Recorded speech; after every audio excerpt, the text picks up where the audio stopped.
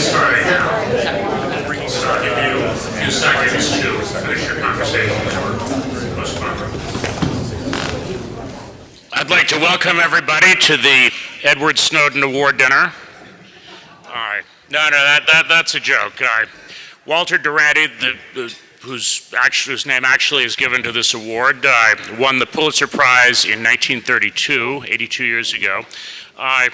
Those are very different times. America was war-weary. The economy was in rough shape. There was a sense that the country was moving in the wrong direction. And there was a crisis in Ukraine. Other than that, they were very different times. Roger Simon told me, don't say too much about Walter Duranty because he's got a little spiel he wants to give you with all the background, telling you who Walter Duranty was, why we have the prize in his honor. So, Roger, I give it to you.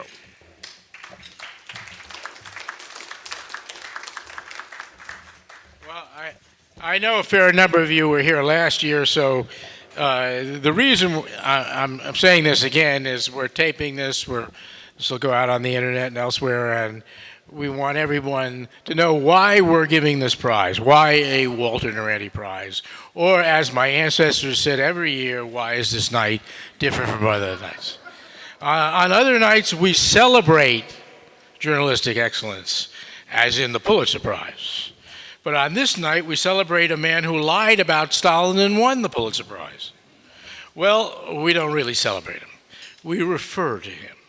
We use him as our emblem of something that is all around us, journalistic mendacity so awful, so meretricious, so despicably self-regarding that it is indeed in the tradition of Walter Duranty, who, basically for his own self-aggrandizement, he wasn't even a communist, whitewashed Stalin's mass starvation of upwards of 1 million Ukrainians, not to mention numerous other atrocities of the Soviet Union, from the Gulag to the Purge trials, for nearly 20 years as Moscow correspondent of the New York Times, while using, as an excuse for his totalitarian evil, his oft-quoted phrase, "You have to break a few eggs to make an omelet." So we're back again. A few months late, but we're back for our annual celebration of journalistic mendacity known as the Duranty Prize, and our new award for lifetime achievement called the Rather, of which more later. I think any award of the nature of the Duranty should be judged by its past recipients, don't you? Whether they were really and truly deserving of their honor, that's how we judge the Nobel Peace Prize, after all, don't we? Anyway, looking back briefly at last year's Duranty honorees, we find as runner-up Bob Simon, no relation, for his 60-minute segment, Christians of the Holy Land. That mini-documentary blamed the Israelis and their infamous security wall, not the Muslim terrorists who engendered its construction, for the plight of the Christians on the West Bank. During last year's ceremony, Roger Kimball, sitting over there, called this 60-minute segment, and I quote, "a textbook case of employing the trappings and authority of objective reporting in order to further the ends of ideology." Was Roger correct? And how? Just weeks ago, a video surfaced on YouTube from an exceptionally brave young Palestinian Christian woman named Christy Anastas. Christy is living under political asylum in Britain now, an asylum she obtained in a record 3 days because she is under constant death threat from West Bank terrorists, Islamists. Miss Anastas evidently appeared with her family in Bob Simon's segment when she was still in Bethlehem, but she wasn't particularly pleased by the way it was edited.